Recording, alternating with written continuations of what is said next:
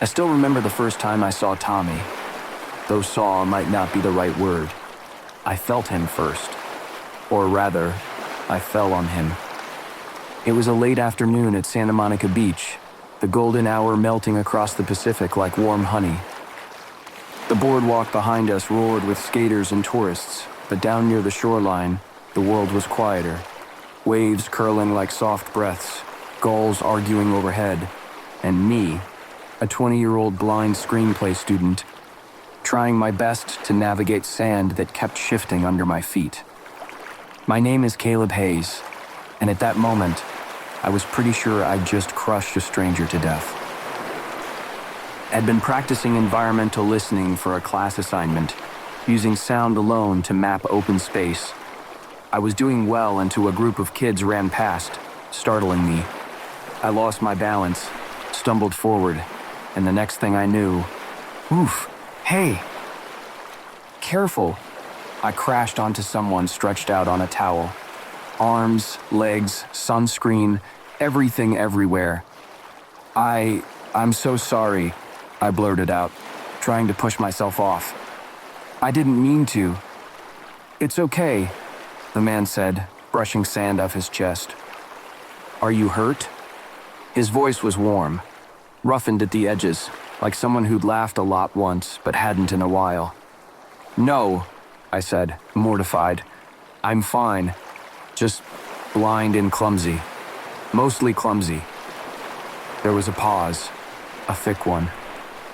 The kind where you can hear a person's expression before they speak. Oh, he said softly. I didn't know. Let me help you. His hand touched my arm, gentle, careful, almost hesitant. And just like that, I felt something spark. Later, I'd learn his name. Later, I'd learn the whole world knew it. But at that moment, he was just a stranger with kind hands and a sad voice. He introduced himself simply. I'm Tommy. He didn't say his last name. People like him didn't have to. But I recognized the voice eventually. Everyone would. Even if you hadn't watched one of his movies, his interviews had been everywhere the past month. Splashed across headlines after his manager had outed him publicly. A scandal, a betrayal, a career collapsing overnight. He'd come to the beach, he said, because it was the only place he still felt invisible. Funny, huh? Tommy said, an actor hiding in plain sight. I sat beside him, listening to the waves slide back and forth. I think people underestimate how exhausting it is to be looked at, I said. He laughed, a surprised, genuine sound. You get it, he murmured. That's rare these days. Chemistry, that's what people call it. But it felt more like recognition. Like two lonely frequencies aligning. We saw each other again the next day, and the next. I'd hear his footsteps before he said a word. I'd smell the coconut sunscreen he preferred. I'd hear the smile in his voice when he'd say my name. But something shifted one morning when he brought me breakfast. You don't have to do all this, I told him. It's no trouble. It sounds like trouble, like you feel bad for me. Silence. And there it was, the faintest scent of pity. Not from me, from him. And it stung more than I expected, because I didn't want him to see me as broken. Still, we kept meeting, because even flawed beginnings can grow into something beautiful. A week later, the news posted another cruel article about Tommy. Paparazzi photos. Speculation. Mocking headlines. He pretended not to care, but I heard the tremor in his voice. Doesn't it bother you? I asked quietly. Tommy shrugged. I'm used to it. Used to being hurt doesn't mean you deserve it. He let out a breath, slow, shaky. That's easy for you to say. Not really, I whispered. I've heard my share of things too. People think being blind means you can't hear them. The waves rolled in, pushing foam against our feet. But you taught me something, I continued. You told me once that acting is about truth, right? And the truth is this. The only person you owe anything to is yourself. If you like how you are, that's enough. The rest is just noise. Tommy didn't speak for a long time. Then he said, voice raw, "Thank you, Caleb." And something in him shifted, from pitying to being pitied. From trying to save someone to finally needing to be saved.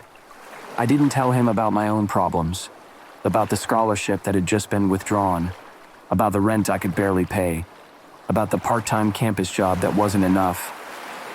I didn't want him to think I was with him for pity, either. But secrets have a way of finding the light.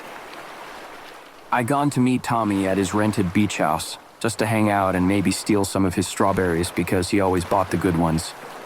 The sliding door was open. I stepped in quietly, and then I heard him on the phone. "No, don't tell him, Mark. I want the tuition paid anonymously. He'll think it's charity otherwise. Just take the money from my account and send it directly to the college." My heart dropped. He was paying my fees, behind my back, hiding it like I was some fragile project. The betrayal pulsed hot in my chest. I walked out without saying a word. He found me the next morning at Santa Monica Pier, sitting alone, listening to the ocean batter the wooden pylons below. "Caleb," he said, breathless, "please just let me explain." "You don't have to," I replied. "I get it." "No, you don't. You think I'm helpless? That's not. You think I need fixing, saving, patching together like some broken prop." He reached for me, but I pulled away. "I can't do this," I whispered. "I won't be someone you rescue, and I won't let you buy your way into my life." I walked off, not knowing if I'd made the biggest mistake of my life. The next day, the sky smelled like rain. I went to the same stretch of beach where we first met, a quiet place far from crowds. The sand shifted under my feet as I walked. Every wave sounded like a question I couldn't answer. Then I heard him. Not close, not touching me, just a few steps away. "Caleb," Tommy said softly, "I'm not here to convince you. I just want to tell you the truth." I didn't speak. He continued, voice trembling. "I didn't help you out of pity. I helped because I love you. And I didn't say anything because I was scared you'd run away from that. Love." The word hit me like a warm tide. "I've been hiding all my life," Tommy said. "From who I am, from what people think. But the only time I wasn't scared was with you." He took a careful step closer. "If you want me to go, I'll go. But I won't lie. You're the first person I've ever told that I love, and I meant it." The waves crashed softly. The wind shifted, and something inside me broke open. I turned toward his voice. "You idiot," I whispered. "I wasn't angry because you helped me. I was angry because you didn't trust me enough to tell me." Tommy laughed weakly, a tearful sound. "I'm learning," he said. I reached out. He caught my hands instantly. "I love you too," I whispered. And on that same beach, where I once fell on top of him like a fool, we kissed for the first time. Salt on our lips, warmth on our skin.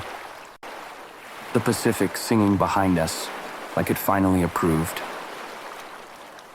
People say love arrives loudly, but for us, it came softly, in footsteps on sand, in quiet conversations, in the courage to be seen, and the bravery to see someone else in return. Tommy didn't fix my life, and I didn't fix his. We just held each other through the broken parts until they didn't feel so sharp anymore. And every sunset since, we returned to that same stretch of Santa Monica Beach, because that's where everything began. A stumble, a fall, a collision that felt a little like fate. And love, unexpected, undeserved, undeniable, rising with the tide. If you liked what you listened, please like and subscribe to our channel. Until we see again, happy listening.